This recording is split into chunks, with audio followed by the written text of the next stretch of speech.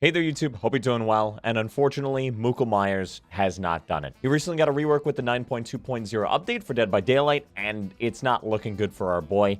On the P2B, it was met with a decent amount of negativity, but because of the sheer amount of things that went wrong there, this rework just kind of went under the radar and still made it to live in a pretty similar state. Now that the dust has settled on the other issues for the most part, and the devs seem to already be moving on from this rework, from this comment that they posted on Reddit, I wanted to go over it and the short list of positives with the long list of negatives, why this rework makes the killer much worse in my opinion, and some tweaks that we can make to improve it and bring Myers to being truly evil incarnate. So first of all, let's sum up the rework. Tier 1, Tier 2, and Tier 3 have been revamped and now have been replaced with Stalker Mode, Pursuer Mode, and Evil Incarnate. Stalker Mode and Pursuer are still Tier 1 and Tier 2, but can be changed between at any time, and you cannot stalk in Pursuer Mode anymore. You now have to swap to Stalker Mode to power up Tier 3, which is Evil Incarnate. Once you have that powered up, you lose the ability to enter Stalker Mode, and you can now instead activate Evil Incarnate to then use Slaughtering Strike, a pig dash with limited camera control, a cooldown, and instant downing capability. Now that you know what we're working with, let's take a look at the entire list of changes for this rework, and you'll notice something alarming right away from looking at it. There's almost double the amount of nerfs for him than buffs,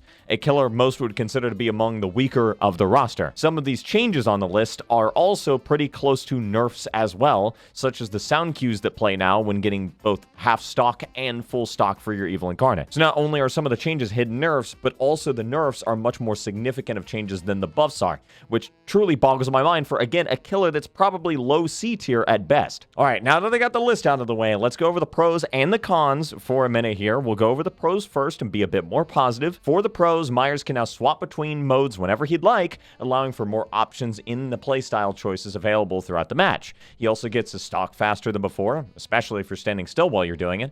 Slaughter Strike can be good for clearing pallets faster than just brute forcing them with Brutal. His lunge in Pursuer mode is also slightly longer, which can net you a hit every now and then more than you normally would have gotten, and his stalking movement speed is a little faster too. In Pursuer mode, along with a little bit faster faulting speed like normal, he also gets a built-in Brutal Strength and a mini Enduring in there as well. He also now has kind of a Tombstone Mori hybrid built in where he can tombstone any survivor that's on Death Hook when he's in Evil Incarnate mode, and he, with his biggest change, now no longer has a limited stock pool on survivors, so he can't run out of his power and he can't run out of stock, which is huge. And that's unfortunately about it for the positives. It goes downhill from here. In terms of nerfs, he loses a full 20 seconds from his Tier 3 or Evil Incarnate, which is ginormous from 60. He vaults slower. He has a larger tear radius in Tier 2 and Tier 3. He can no longer instant down without Slaughtering Strike, or a specific add-on. Speaking of which, this ability is incredibly clunky and feels really bad to use, especially with the camera lock that's unnecessarily placed on top of it. You have to wind up your Evil Incarnate with a rough animation before you can even use it, which is just not needed, like, at all. It also moves incredibly slowly, allowing even a somewhat decent survivor to get to safety, move out of the way, to the left or the right, or even stun you out of it without much danger. Did I mention this ability also has a cooldown? The ability that can only be used in a 40-second window also has like a 5-second cooldown per use. It is without a doubt my least favorite part of this rework, and unfortunately is a big reason it's being called a rework to begin with. And not only does it not fit with the character at all, but even for gameplay purposes, it just doesn't feel good to use and has too many limitations stacked on top of it. I'm not even done with the nerfs, by the way. A few other noteworthy ones is that his Stalker mode has been reverted back to 4.2 meters a second instead of 4.4, which they changed a bit back, but for some reason they re-nerfed it. He has a stalking range that got reduced by 8 meters, and you need another add-on in order to bring that back up. And to top it all off, they gave him stock decay after 20 seconds past the 50% mark, which is just so silly on top of all the other negative nerfs stacked on top of it.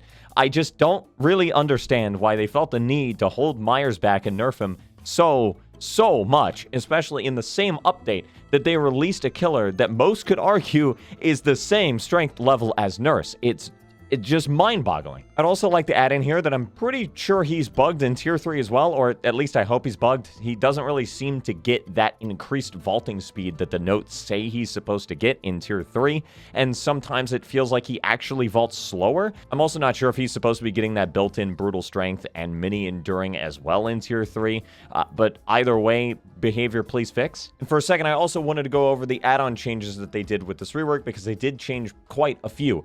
And unfortunately, a lot of them I'm just not a big fan of. Some of them are more unique and kind of fit more specific niches or specific playstyles, which I'm fine with. Overall, it is more of a net nerf. I mean, with a killer that had Tombstone and Tombstone Piece, being able to get rid of those, or Infinite Tier 3, it's going to be more of a nerf. But I'm also not really a fan of them doing away with just overall extending duration without heavy negatives, or being able to increase the stock rate without them having to be stationary.